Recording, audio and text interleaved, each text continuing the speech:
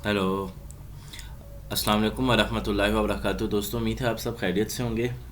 काफ़ी दिनों बाद वीडियोस बना रहा हूँ। मेन रीज़न इसकी एक ये है कि 90 to 95% स्कॉलरशिप जो है वो क्लोज़ हो चुके हैं, और मेन अभी जो थीम चल रही थी लास्ट 4 मंथ से चैनल की, वो स्कॉलरशिप रिलेटेड ही थी। इंटीरियर और एक्सटीरियर स्कॉलरशिप जो इनसाइड कंट्री है या आउटसाइड ऑफ आवर कंट्री है। एक और स्कॉलरशिप आया तो सोचा कि वो भी आपसे शेयर कर लूँ। तो as you well know that कि भाई मैंने हर वीडियो की जो डिस्क्रिप्शन में व्हाट्सएप ग्रुप, एक वेबसाइट है broadwin.com, आपकी हेल्प के लिए बनाई हुई है, जिस पे वीडियोस अपलोड हो रही होती हैं, ब्लॉग अपलोड हो रहे होते हैं। ख़ासतौर पर व्हाट्सएप ग्रुप है जिसमें बहुत ज़्यादा एक्टिव है मेंबर्स, जहाँ से आपको हेल्प मिल सकते हैं। फेसबुक ग्रुप, हर चीज़ है। तो ये चैनल है उस्मान वाइस। ये सारी वीडियोस जितनी हैं स्कॉलरशिप से रिलेटेड बनाई हुई हैं। कुछ की डेडलाइंस है भी और कुछ की जा चुकी है। तो अब वीडियो को आगे स्टार्ट करते हैं टाइम ज़ाया किए बगैर। तो मेन जो है वो है, ये अभी जो है अनाउंस हुआ है। इसमें अभी आप समझ लें 1.25 मंथ है, आप इसमें अप्लाई कर सकते हैं। सिंपल सिंपल लिखना है अपने सिंगापुर गवर्नमेंट। तो इनको आपने नहीं देखना, ठीक है। जिससे रिलेटेड बताऊंगा। 10 मिनट्स के अंदर वीडियोस मैंने क्लोज़ करनी होती है, तो मैं ट्राई करूंगा कि एज़ मच एज़ पॉसिबल मैं इसमें इंफॉर्मेशन कवर कर सकूं, आपको गाइड कर सकूं। अगर कोई चीज़ आपकी पेंडिंग हुई जो ना क्लियर हो पाई, व्हाट्सएप ग्रुप करें, इंस्टाग्राम पे भी है, व्हाट्सएप ग्रुप करें, उसमें जाके मुझे मैसेज करें, ठीक है। मैं आपको रिप्लाई करूँगा। और इंस्टाग्राम वाले को लाजमी लाइक कीजिएगा, क्योंकि वहाँ पर भी अक्सर लड़कों के मैसेज आ रहे होते हैं, फ़ीमेल्स के भी, तो उनको मैं वहाँ पे गाइड कर रहा होता हूँ, ठीक है। मैं इसको दोबारा ओपन कर लेता हूँ। थोड़ी डिटेल के बारे में बता देता हूँ कि सबसे जो मेन क्वेश्चन किया जा रहा होता है कि भाई आइल्स देना है या नहीं देना। अब ये कुछ क्वेश्चन मैं आपको बता रहा हूँ, तो ये क्वेश्चन गौर से सुन लीजिएगा, ठीक है। आइल्स अगर आपके पास नहीं है तो कोई इशू नहीं है, आप फिर भी यहाँ पे अप्लाई कर सकते हैं, ठीक हो गया। आपने इंग्लिश प्रोफिशिएंसी सर्टिफिकेट जस्ट बनाना है। दूसरा क्वेश्चन किया जाता है, भाई बीएस वाले अप्लाई कर सकते हैं या नहीं कर सकते। जी, बीएस वाले भी कर सकते हैं, एमएस वाले भी कर सकते हैं, ठीक है। तीसरा सबसे बड़ा क्वेश्चन होता है कि भाई हम तो भी बीएस कर रहे हैं, हमारा 6वां सेमेस्टर है, 7वां सेमेस्टर है, हम अप्लाई कर सकते हैं या नहीं कर सकते। तो तब भी आप अप्लाई कर सकते हैं। मेन जो 3 क्वेश्चन थे वो मैंने आपको बता दिए हैं। ये है अब यहाँ पे सिंगापुर इंटरनेशनल ग्रेजुएट, ये इस बंदे ने किया अपनी, यहाँ पे अपनी जर्नी जो है वहाँ आपके साथ शेयर कर रहा है, ठीक है। तो मैं यहाँ पे सीधा जाऊँगा मेन डिटेल में। ये देखें, सबसे पहले एप्लीकेशन डेडलाइन दे क्लोज हो जाएगा। अब दूसरी चीज़ है कि जी अप्लाई कैसे करना है। सब कहते हैं जी अप्लाई का तरीका नहीं बताते। भाई सारी चीज़ें बता दी हैं, अकाउंट बता दिया, लॉग इन यहाँ से करना, थोड़ा काम खुद भी कर लें। आपने अपने लिए अप्लाई करना है, खुद स्कॉलरशिप पे जाना है। मैंने नहीं जाना स्कॉलरशिप पे, ठीक है, या मैंने आपकी जगह पे अप्लाई नहीं करना, ठीक है। तो जब सब चीज़ बता दिए तो थोड़ा सा खुद भी एफर्ट किया करें। अप्लाई हेयर है, open link in new tab में करें।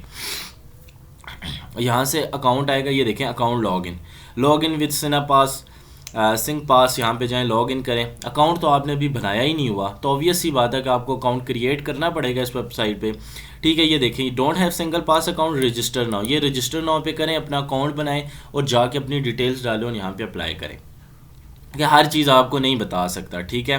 पासपोर्ट नाम आ गया, आखिरी नाम डालें, मिडिल नाम ज़रूरत नहीं है, मेल डालें, सिटीज़नशिप पाकिस्तान डालें, नेशनैलिटी पाकिस्तान डालें, ठीक हो गया। यहाँ पे पासपोर्ट नंबर वगैरह आप लोग सब अपना डाल दें, ठीक है। यहाँ पे उन्होंने पूछा सिंगापुर NRIC, ठीक है, ये उन्होंने बोला हुआ, और आगे से उन्होंने बोला डेट ऑफ बर्थ फिर भी यूज़ फॉर आइडेंटिफी होता है, इसमें आप अपना CNIC डालें, डेट ऑफ बर्थ यहाँ पे डालें, ईमेल डालें और सारी चीज़ें डालें, ठीक है, और यहाँ बनाएं और आगे जाएं। मैं मज़ीद आपको डिटेल बताऊँगा, सारी चीज़ें मैंने आपको यहाँ पे बता दी हैं। चलें अब इस पे हैं। रिसर्च एरिया कौन कौन से हैं भाई, अब ये देख लेते हैं कि सिंगल स्पोर्ट्स PhD स्टडीज़ इन बायोमेडिकल साइंसेज। अब PhD जो लोग करना चाहते हैं उनके लिए ये फील्ड्स हैं, biomedical sciences, computing information sciences, engineering and technology, physical sciences. अब आपने मज़ीद डिटेल में जाना है तो ये इन्होंने कुछ दे दिए हैं, तो अब आपने यहाँ पे जाना है और क्लिक करना है और अपनी इन्फॉर्मेशन यहाँ से निकालनी है। यहाँ पे अब 100 फील्ड्स हैं, मैं 100 की 100 आपको नहीं बता सकता यहाँ पे, मैं बस बता रहा हूँ कि PhD इन चीज़ों में ऑफ़र की जाएगी।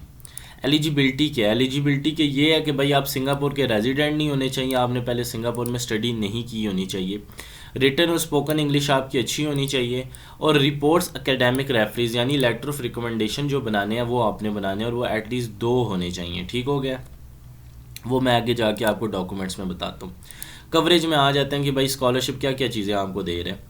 देखें, वो जो दे रहा है ना, वो आपको सिंगापुर के जो डॉलर बनते हैं ना, 2700 मंथली डॉलर दिए जाएंगे, और ये बाद में $3200 तक चले जाएंगे अगर आप इनके एग्जामिनेशन को क्वालिफाई कर देते हैं, यानी पास कर देते हैं। 4 साल तक पीएचडी के लिए आपको दिया जाएगा। एयर फेयर ग्रांट आपको दी जाएगी, एक दफ़ा आपको जहाज़ का टिकट भी दिया जाएगा $1500 तक, और आपको जब यहाँ पे आएंगे तो एक दफ़ा अलाउंस दिया जाएगा $1000 का जब आप वहाँ पे लैंड करेंगे।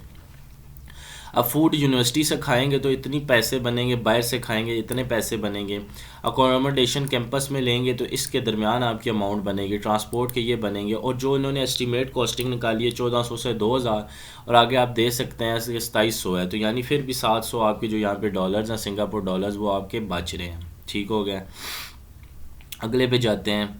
कवरेज तो आपको बता दिया है। एप्लीकेशन प्रोसीजर, भाई एप्लीकेशन प्रोसीजर सिंपल है। पासपोर्ट होना चाहिए आपके पास, पासपोर्ट साइज़ पिक्चर होनी चाहिए, जितनी ट्रांसक्रिप्ट्स हैं सब होनी चाहिए, बैचलर होनी चाहिए, डिग्री, ट्रांसक्रिप्ट ये हर जगह पे आपको चाहिए होती हैं। ठीक है, अब रिकमेंडेशन लेटर जो होंगे ये याद रखें, यहाँ पे क्या लिखा हुआ है कि आपके रेफरीज यानी जिन सर से आपने बनाया वो फिल करेंगे, इसलिए इसको थोड़ा जल्दी अप्लाई कीजिएगा क्योंकि एक हफ़्ता तो आपके टीचर्स ले लेते हैं। ठीक हो गया। अब आप वो कह रहे हैं कि अगर आप NUS प्रोजेक्ट्स में अप्लाई करेंगे तो फिर आपने ग्री स्कोर भी पुट करना है। ये ग्रेजुएट रिसर्च इस नाम से कोई है, 30-25-30 हज़ार रुपया देना पड़ता है, ये टेस्ट देना पड़ता है। और अगर आप इस वाले में नहीं अप्लाई कर रहे, दूसरों में अप्लाई कर रहे हैं, तो अगर आपकी यूनिवर्सिटी आपसे ग्रीन मांगेगी तो फिर आपको पुट करना पड़ेगा, लेकिन लाजमी नहीं, हो सकता है कि वो आपसे ग्रीन ना मांगे। और यहाँ पे उन्होंने लिख दिया कि भाई IELTS ऑप्शनल है, कंपलसरी नहीं है, लेकिन अगर लेटर स्टेजेस में यूनिवर्सिटी को ज़रूरत पड़ती है तो फिर आपको प्रोवाइड करना पड़ेगा, लेकिन स्टार्टिंग स्टेज में नहीं चाहिए आपको। ठीक है, और ये बाकी इन्होंने थोड़ी बहुत चीज़ें लिखी हुई हैं, ये आप पढ़ लीजिएगा, रिकमेंडेशन रिपोर्ट और फ़लाँ फ़लाँ फ़लाँ। ठीक है, इस लिंक से अप्लाई कर सकते हैं। अप्लाई करेंगे जो आगे मैंने अकाउंट बताया था वही ओपन होगा। अगर आप डिटेल में, अच्छा डेडलाइन 1 जुलाई के बाद आपको वो 14 नहीं 12 हफ्तों के अंदर, यानी कि 2.5 से 3 महीनों के अंदर आपको बताएंगे कि आपकी सिलेक्शन हुई है या नहीं हुई। अगर वे डिटेल जाना चाहते हैं तो ये देखें, यहाँ पे डाउनलोड ब्रोशर पे जाएं, ब्रोशर पे जाएं, यहाँ पे आपके पास ओपन हो जाएगा। अब यहाँ पे मैं आपको बताता हूँ कि वो कह रहे हैं कि करंट जो स्टूडेंट्स हैं वो भी अप्लाई कर सकते हैं, ये भी ओपन हो जाए तो फिर मैं आपको बताता हूँ।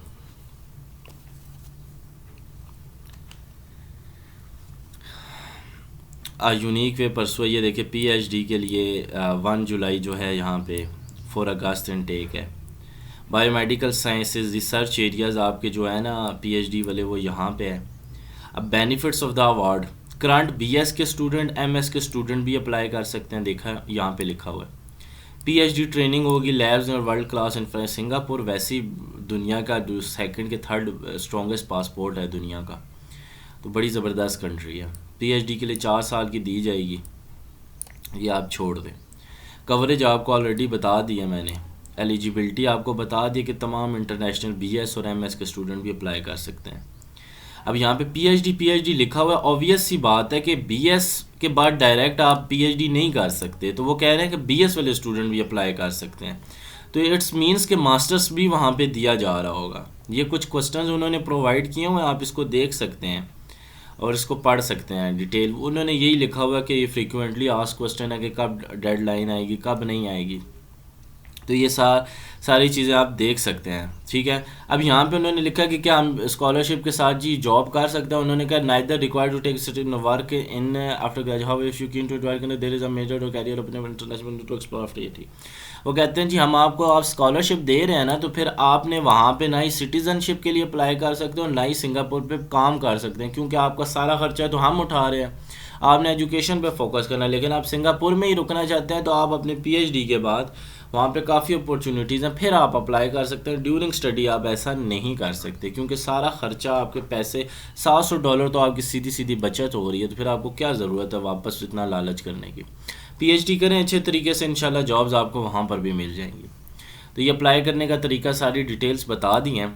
अगर आपको अभी समझ नहीं आती तो इंस्टाग्राम पे मैसेज कर लें, व्हाट्सएप पे मैसेज कर लें, लेकिन ये कमेंट्स नहीं कीजिएगा भाई आपने एप्लीकेशन प्रोसेस नहीं बताया, फ़लाँ नहीं बताया। मैं आपकी कोई दाई अम्मा तो हूँ नहीं, या मैं आपकी मासी हूँ, या आपने मुझे हायर किया हुआ है कि भाई मैं आपको बताऊँ कि भाई एक चीज़ है।